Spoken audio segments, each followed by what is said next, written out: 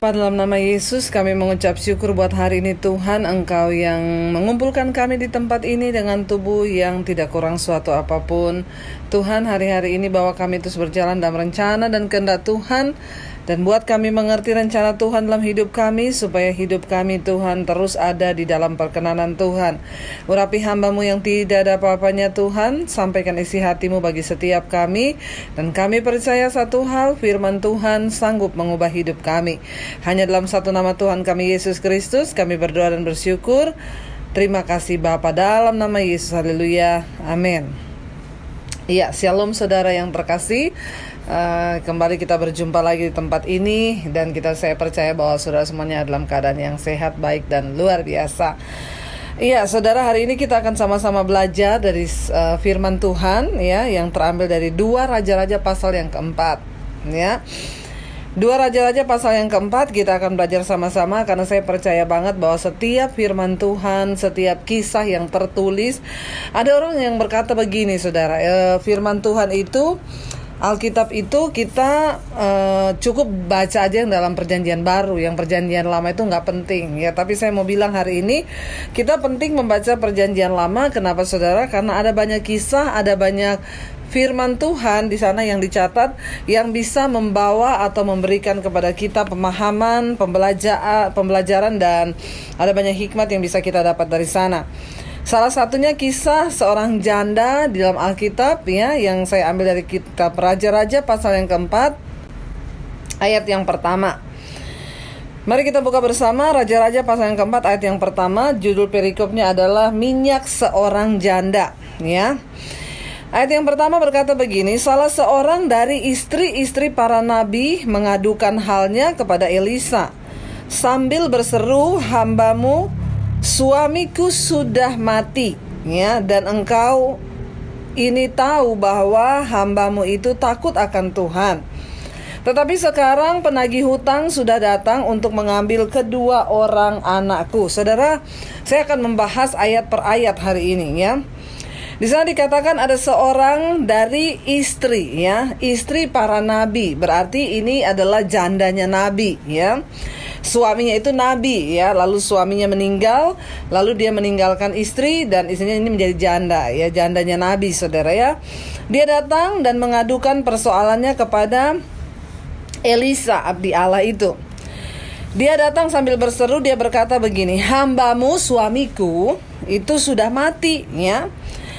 Dan engkau ini tahu, dia bilang kepada Elisa, dan engkau tahu bahwa suamiku itu hidup takut akan Tuhan ya. Kami ini hidup takut akan Tuhan, yang namanya juga nabi saudara ya, hidup takut akan Tuhan. Tetapi sekarang penagih hutang sudah datang untuk mengambil kedua orang anakku menjadi budak. Nah saudara ya, kalau kita melihat dari cerita ini, yang pertama ya, mungkin saudara bertanya, ini istri nabi loh, istri hamba Tuhan ya.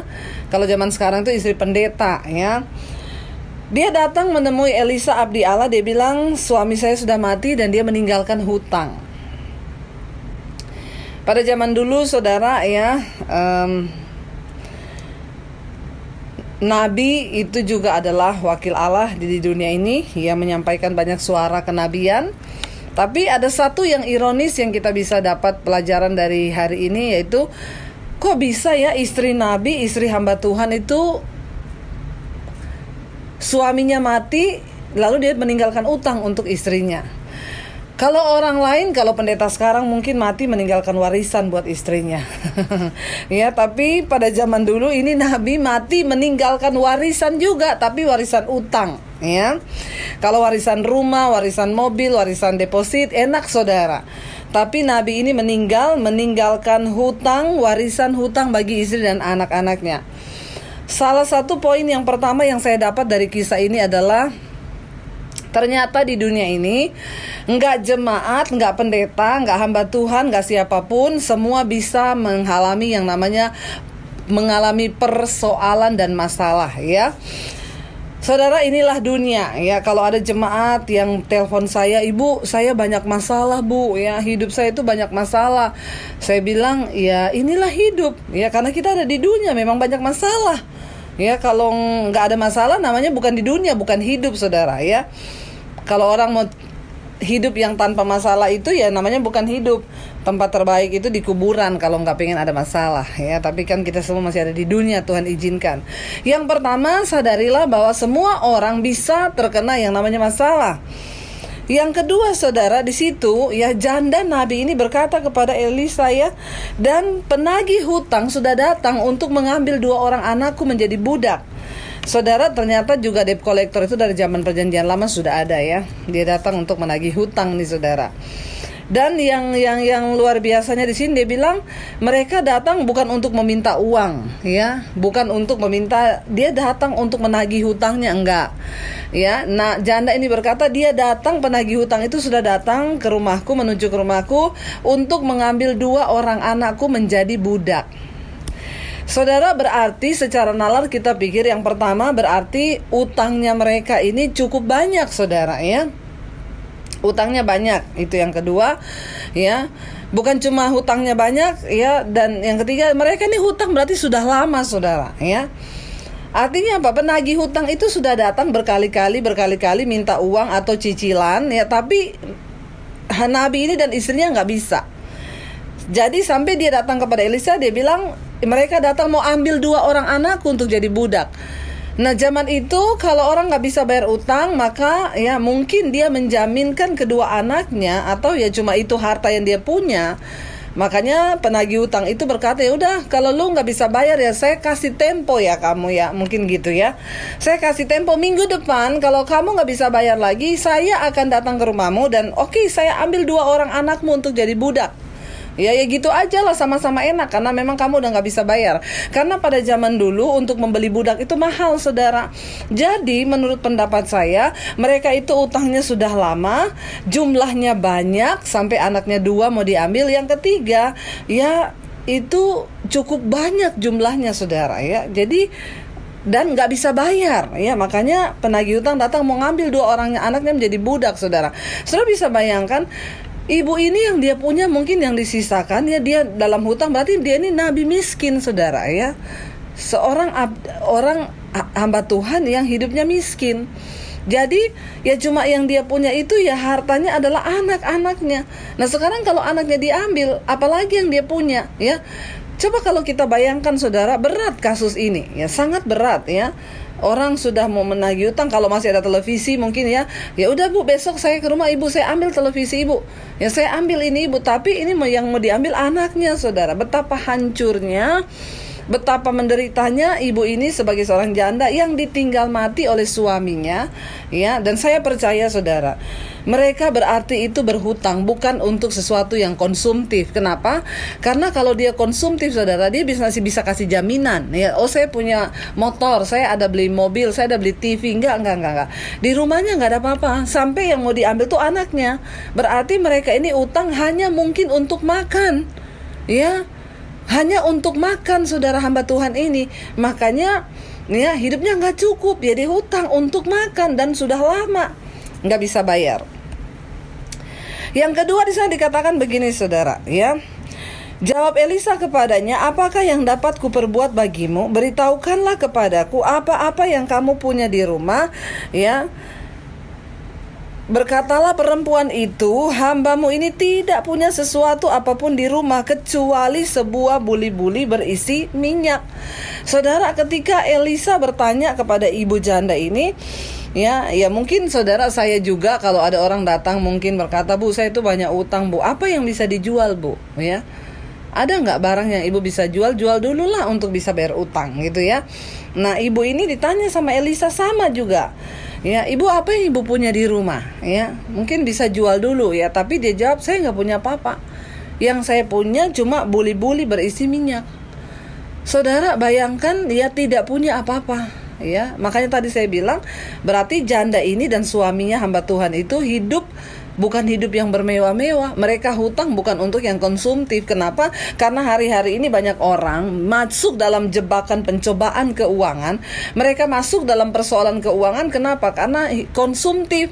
Ya, hidupnya buat mewah-mewah, buat beli. Ya sekarang ini, saudara, dengan adanya dunia sekarang, apalagi dengan adanya media sosial, orang itu berlomba-lomba semakin mau terlihat mewah ya. Ntar pamer, saudara ya, liburan kemana, yang lihat juga itu loh ya, tetangga kita tuh kemarin tuh liburan loh ke Australia loh, ke Swiss, kemana, ya kita juga harus pergi dong. Suaminya bilang gak ada duit, ya utang lah, ya utang bank atau apa, pakai kredit card. Bahaya saudara ya. Jangan pernah bermain-main dengan uang. Kenapa? Karena uang itu bisa menimbulkan banyak masalah dalam kehidupan kita. Kemarin juga saya ada orang yang datang, Bu, bantu saya Bu, kenapa ini saya ada masalah Bu dengan kredit card Bu. Ya memang dulu saya sih konsumtif Bu, saya pakai untuk gini-gini, lalu ya saya udah gak bisa Bu, ya mau lunasi lagi ya kredit cardnya, karena memang dulu saya buat beli baju, buat seneng-seneng ya. Lalu dia tanya kepada saya, gimana Bu cara saya bisa nutup kredit cardnya? Saya bilang, ibu hubungi bank ya, karena saya bukan petugas bank. Kenapa saudara? Ya karena dia pakai utang itu untuk berfoya-foya. Ya di sini saudara, jangan saudara mendengarkan program ini lalu saudara mulai bilang gini, ya udah ya, itu ya firman Tuhan yang Bu Dewi sampaikan itu janda yang diberkati Tuhan, ya utangnya itu dilunasi sama Tuhan karena dia datang ke pendeta. Lalu saudara bilang, saya juga harus seperti itu. Lihat dulu Anda berhutang itu untuk apa. Kalau saudara berhutang untuk sesuatu yang memang untuk kebutuhan pokok hidupmu, it's okay lah, ya Tuhan pasti tolong. Tapi kalau saudara berhutang untuk sesuatu yang demi memuaskan hawa nafsumu, maka yang Anda harus lakukan adalah bertobat, ya bertobat dan selesaikan ya dengan cara Tuhan. Minta Tuhan untuk ya memberkati hidupmu dan prioritaskan. Kenapa saudara? Karena hari-hari ini banyak orang waktu dia diberkati dia lupa Tuhan, dia konsumtif, dia pakai semuanya, bahkan yang bukan uangnya dia juga dipakai. Akhirnya setelah dia jatuh dalam masalah keuangan, dia cari pendeta, suruh berdoa bagaimana menyelesaikan ininya. Kan Tuhan sanggup. Wong di Alkitab aja Tuhan memberkati janda yang miskin. Maaf saudara ya, maaf ya, Tuhan itu tidak bisa direkayasa. Tapi apakah Tuhan sanggup? Tuhan sanggup. Tapi ketika engkau menyadari bahwa persoalanmu terjadi karena kesalahan dan dosamu, maka yang pertama kali harus engkau lakukan adalah bertobat, minta pengampunan Tuhan, lalu ya berserah bagaimana Tuhan menetapkan ya supaya engkau diberkati. Dan kalau ada berkat, ya nomor satu dahulukan bayar utang dulu ya. Lalu janda ini bilang, saya gak punya apa-apa di rumah saya. Saudara bisa bayangkan, tidak punya apa-apa. Berarti memang dia itu berhutang untuk makan dia dan anak-anaknya dan juga suaminya. Dan mungkin karena itu suaminya sakit-sakitan, akhirnya dia meninggal saudara. Nah hidup ini saudara jangan mencobai ya. Ada persoalan bisa terjadi dalam kehidupan kita itu karena 3 hal. Ada orang yang menderita memang karena kesalahan dan kebodohannya sendiri ya. Ya kayak begitu, konsumtif, larang belanja-belanja, liburan ke luar negeri padahal uang utangan. Ya itu karena apa? Terlalu banyak gaya. Ingat hukum fisika bilang gaya itu ya tekanan itu berbanding lurus dengan gaya. Artinya apa? Semakin banyak gaya hidupmu maka semakin banyak pula tekananmu. Jadi gak usah banyak gaya, biasa aja hidup ini. Amin. Ya. Lalu yang kedua, kenapa orang menderita? Ya karena kesalahan orang lain. Misalnya ya kita dirugikan, kita ditipu sama orang, lalu uang kita dibawa lari, ya itu kita menderita karena orang lain yang bersalah. Tapi pasti ada hikmah di balik semuanya itu. Lalu ada yang ketiga, kenapa kita mengalami pencobaan? Ya karena seizin Tuhan ya. Kita sudah berusaha, udah hati-hati, tapi kok ya masih mengalami ya yang namanya persoalan dan malapetaka karena Tuhan izinkan. Tapi semua itu ada maksud Tuhan. Di balik semua itu kita tahu Tuhan terus bekerja untuk mendatangkan kebaikan. Elisa bertanya, ibu apa yang ada di rumah ibu? Mungkin dia jual dulu aja lah bu kalau ibu punya sesuatu. Tapi janda ini bilang, saya gak punya apa-apa. Saya udah gak punya apa-apa. Yang saya punya hanya buli-buli yang berisi minyak. Lalu jawab Elisa kepadanya, apakah yang dapat kuperbuat bagimu? Beritahukanlah kepadaku apa yang kau punya di rumah. Berkatalah perempuan itu, hambamu ini tidak punya sesuatu apapun di rumah kecuali sebuah buli-buli berisi minyak ya. Lalu berkatalah Elisa, pergilah mintalah bejana-bejana dari luar ya.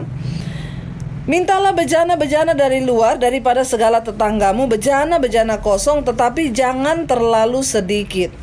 Saudara, kita bisa mengambil satu hal yang positif dari janda ini. Ya mungkin memang karena dia anak Tuhan, dia istri hamba Tuhan.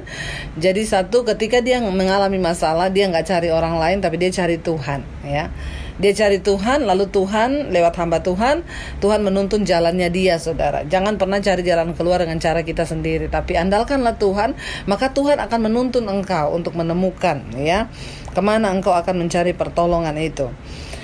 Lalu di sana dikatakan ya, ayat yang ketiga dia bilang, Elisa bilang, pergilah ke tetangga-tetanggamu ya, pinjam bejana-bejana dari tetanggamu, ya. Lalu jangan terlalu sedikit, ya.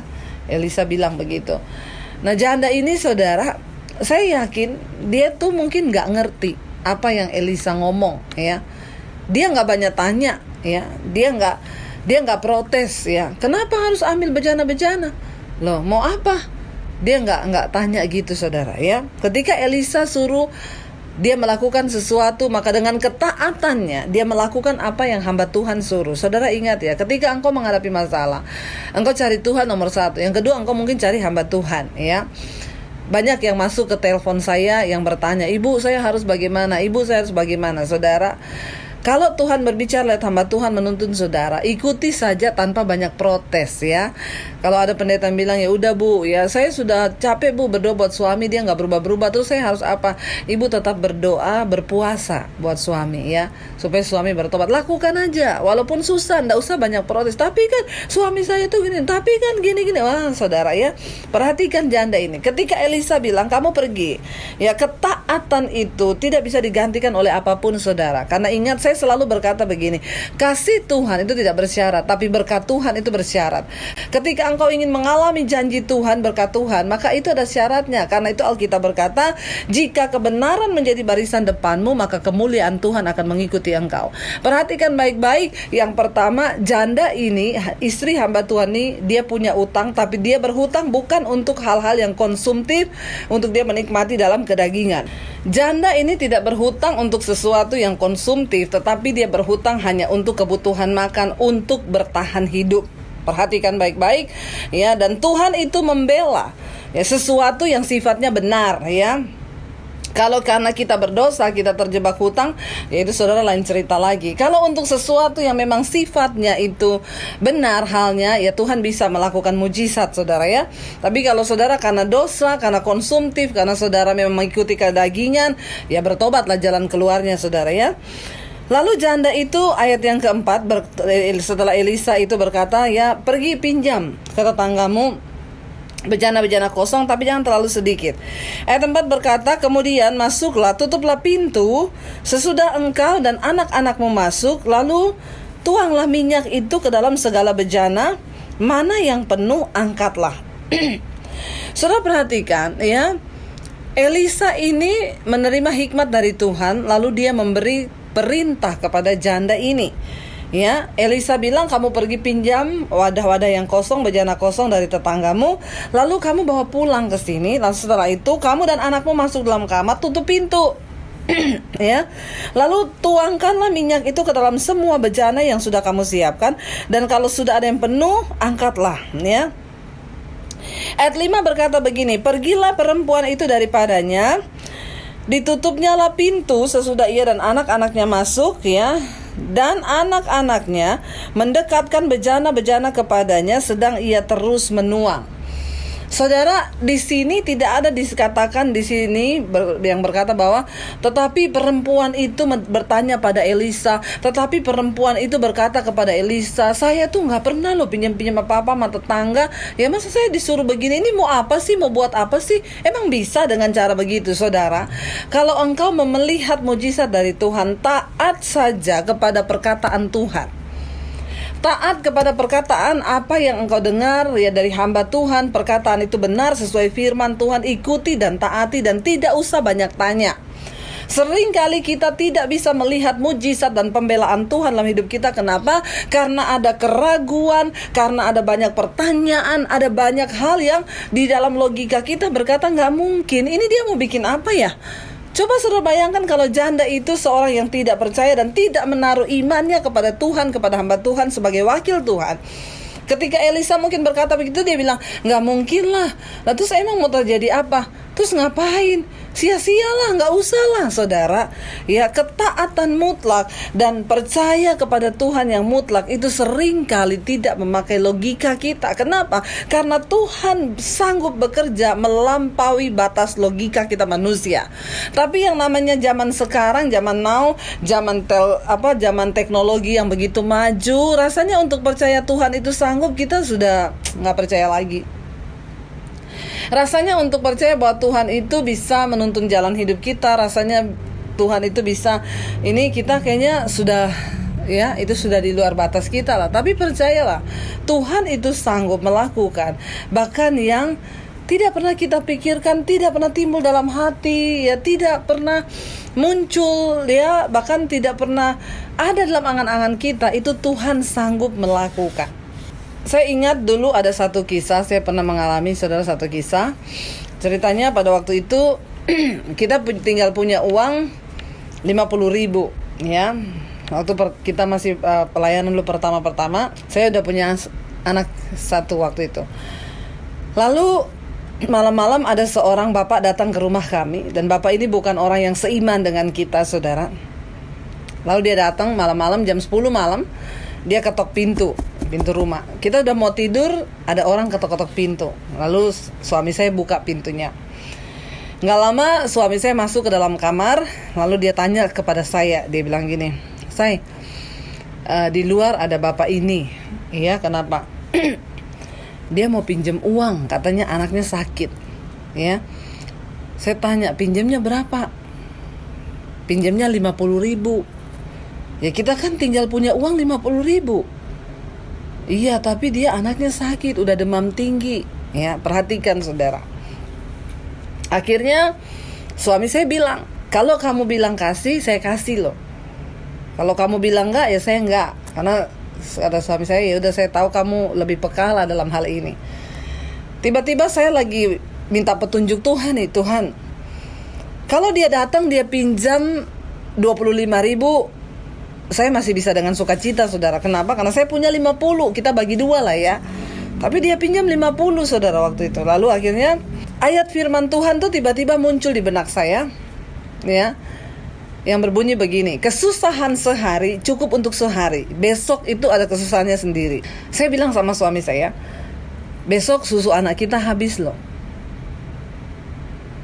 Tapi firman Tuhan bilang kesusahan sehari cukup untuk sehari.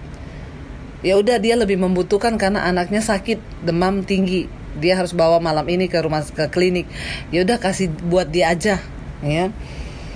Tapi bukan berarti saudara pakai ayat itu ketika saudara dapat uang banyak baru terima gaji itu saudara pergi ke mall, saudara belanja-belanja itu saudara bilang kesusahan sehari cukup untuk sehari. Bertobat. Bukan itu maksudnya, ya. Lalu ya udah, ya, agak berat hati, saudara. Tapi itulah yang namanya korban, ya. Kalau kita masih bisa memberi dengan sukacita, itu namanya belum korban. Yang namanya berkorban itu ada sesuatu yang tersembelih. Kita tinggal punya uang itu disuruh kasih itu tuh sakit banget. Sakitnya itu sampai sini, saudara, ya. Lalu akhirnya ya sudah, kita cuma belajar taat, saudara. Besok pagi anak nggak ada susu, saya bilang nggak apa-apa lah, masih bisa minum teh, ya. Lalu udah besok benar, ya udah, anak saya kasih minum teh. Lalu sore harinya suami saya mau pelayanan, ya. Saya bilang sama suami saya, daripada saya hanya di rumah, saya ikut kamu dong, ya, pelayanan. Ya, dengerin khotbah lah, ada pendeta khotbah, saya dapat kekuatan lah, ikut aja yuk. Ikut, saudara. Saya ikut suami saya. Sampai di tempat pelayanan itu, saya duduk, saudara. Waktu saya duduk, tiba-tiba ada seorang bapak tuh masuk, ya. Saya tahu bapak ini orang kaya. Tiba-tiba ada suara di hati saya yang berkata begini, "Nanti bapak itu akan memberkati kamu." Saya tengking, saudara, dalam nama Yesus. Dasar mata duitan, bertobat, ya. Saya tengking diri saya sendiri, kenapa saya nggak mau, ya. Kita jangan pernah mengharapkan dan mengandalkan manusia. Kenapa? Karena Alkitab bilang manusia itu mengecewakan. Jangan karena lihat orang kaya terus saudara menaruh harapan. Enggak, saudara, ya. Berharap pada manusia pasti kecewa.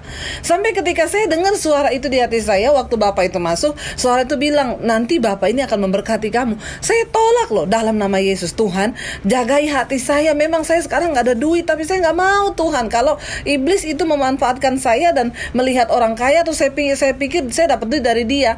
Awas loh, saudara, ya. Kita harus bisa membedakan dan bisa menjaga kemurnian. Kenapa? Karena mujizat Tuhan tuh gak usah direkayasa. Saya cuma berdoa, saya berusaha jaga hati dalam nama Yesus. Tuhan, ampuni saya kalau saya mengandalkan manusia, tapi enggak, dalam nama Yesus enggak, gitu, ya. Akhirnya selesai acara ibadah, sudah selesai semuanya, ya. Sudah pulang, saudara. Dan Saya melihat tidak terjadi apa-apa. Bapak ini juga tidak mendatangi saya, dia juga nggak ngomong.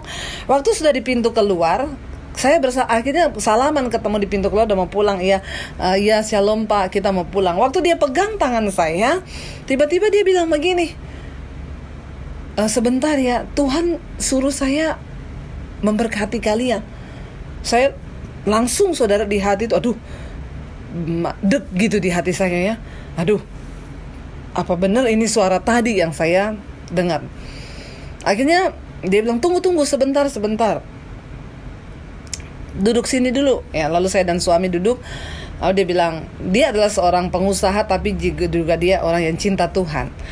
Lalu dia berdoa buat kami berdua. Saya pikir, oh berkatnya doa, terima kasih Tuhan. Dia berdoa buat kami, Tuhan hamba berdoa juga buat hambamu, ya buat Bu Debbie dan juga Pak Daniel, berkati kehidupan mereka. Saya pikir, oh udah, berkatnya doa, haleluya, puji Tuhan saudara ya. Doa itu juga berkat, bukan cuma duit itu berkat, doa itu juga berkat.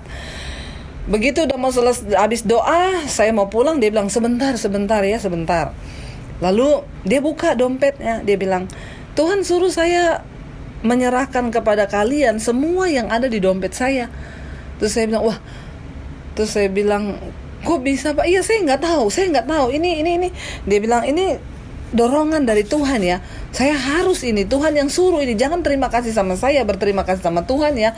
Ini saya nggak pernah kayak gini nih, Tuhan suruh. Saya ingat saudara, waktu itu dia memberikan kepada kami sejumlah uang 750.000. Padahal uang ya yang kami beri tadi malam sama Bapak itu 50.000 ya. Dia kasih kami 750.000. Ini ya semua loh ya.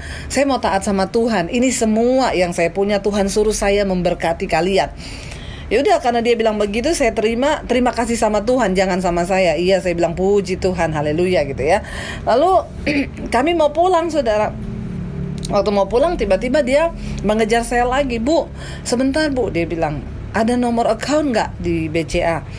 Saya bilang, oh iya ada Pak. Berapa Bu? Saya nggak hafal. Ya nggak hafal saudara ya. Yaudah kalau gitu besok ya Ibu tolong pagi-pagi SMS saya ya nomor accountnya di BCA.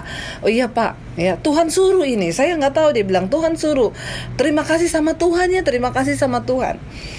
Akhirnya saya pulang ya. Besok pagi jam 8 saudara. Jangan jam 5 pagi, terlalu semangat Anda ya.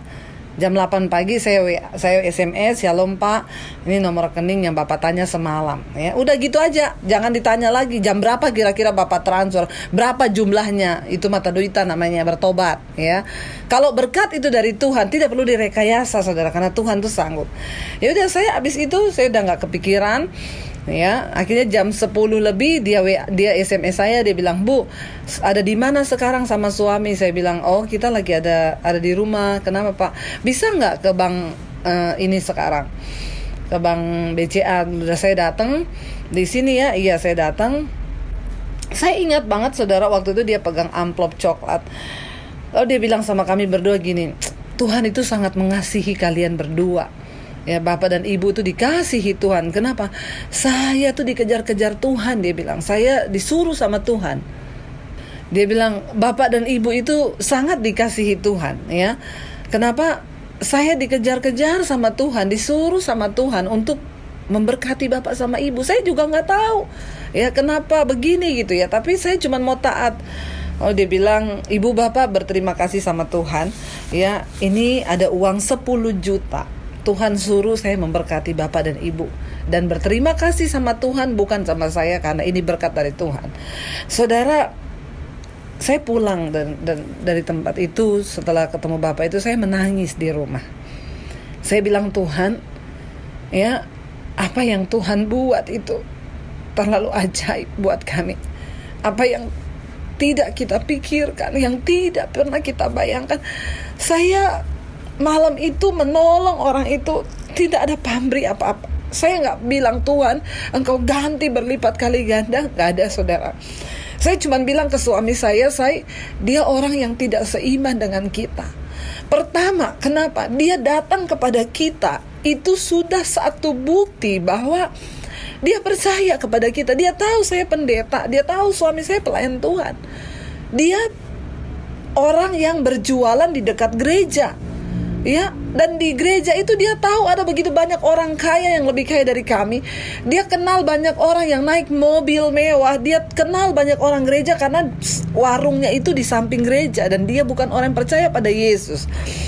Saya bilang sama suami saya semalam, saya bilang, kenapa kita harus menolong dia? Yang pertama, karena dia bukan orang Kristen. Dia sudah menaruh harap iman kepada kita hamba Tuhan. Itu sudah sebuah anugerah, kepercayaan yang bukan hal yang biasa, saudara. Kalau orang masih bisa minta tolong kepada saudara, itu anugerah. Tapi kalau orang sudah tidak bisa minta tolong kepada saudara, saudara harus bertanya. Mungkin sudah ada tanduknya kali, udah kayak iblis model kita, sampai orang udah gak bisa minta tolong. Tapi kalau masih ada orang yang datang dan meminta tolong, itu anugerah Tuhan, saudara. Nah, saya bilang sama suami saya, yang pertama dia gak kenal Yesus. Dia bukan orang yang seagama dengan kita. Kenapa kita harus tolong dia? Biar dia melihat bahwa kita ini hamba Tuhan. Ketika dia datang, kita gak mengecewakan. Yang kedua, saya bilang, itu anugerah ketika orang masih datang minta tolong kepada kita. Saya tidak berharap apa-apa. Saya waktu itu, tadi malam saya cuma bilang sama suami saya, gak apa-apa, kasih aja. Kesusahan sehari, itu yang Tuhan bilang sama saya, cukup untuk sehari. Buat kita besok anak gak minum susu, kita masih bisa kasih teh, anak kita gak mati. Tapi anak dia malam ini kalau tidak dibawa ke klinik karena panas tinggi, itu bisa meninggal loh. Dan apa yang kita punya, ya tinggal itu satu-satunya. Dan ketika kami menerima ya apa yang digantikan, saya tahu Tuhan itu gak pernah berhutang, saudara. Tidak pernah berhutang. Akhirnya saudara, diganti Tuhan 10.750.000. Yang kami beri buat Bapak itu semalam 50.000. Tetapi ketika, makanya ini saya mau bilang buat saudara, kalau ada orang minta tolong kepada saudara, jangan harap ganti. Alkitab berkata, kalau kita sudah memberi, maka kita harus memberi dengan ikhlas dan jangan berharap ganti. Saya belajar mempraktekkan itu. Kenapa, saudara? Karena Alkitab bilang, ya iya, kalau kamu sudah memberi, jangan kamu harapkan ganti. Kenapa? Engkau kehilangan upah dalam kekekalan. Makanya kalau kita memberi, berilah sesuai dengan takaran dan kemampuan kita. Misalnya ada orang datang kepada saudara, ya, saya pernah, saudara, ada orang datang kepada saya, dia bilang, Bu, saya boleh gak pinjam uang? Berapa? Ya, 2 juta.